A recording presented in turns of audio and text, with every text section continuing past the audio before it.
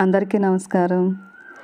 ఈ ఎండాకాలంలో వచ్చే సీజనల్ ఫ్రూట్స్‌లో పనసకాయ కూడా అండి, పనస పండు. ఇది పండు పండింది అన్నది పండు పైన గ్రీనిష్ కలర్ నుండి కొంచెం యెల్లోగా మారినప్పుడు తెలిసిపోతుంది. మాకు తెలిసిన ఆంటీ వాళ్ళ చెట్టుకి ఉన్న కాయలివి. మమ్మల్ని కూడా కోసుకోమంటే మేము ఒక 2, 3 కాయలు కోసామండి. ఈ కాయ కోసిన తర్వాత ఒక 2, 3 రోజులు ఇంట్లో పెట్టుకొని పండిన ఆ పండు సువాసన వస్తూ ఉంటుంది. ఆ పండిన తర్వాత దాన్ని కొయ్యాలి. కోసేటప్పుడు మనం చేతులకి అలాగే కోసే చాకుకు కూడా కొంచెం నూనె పెట్టుకోవాలి. ఎందుకంటే అక్కడ జిగురు లాంటిది వస్తూ ఉంటుంది.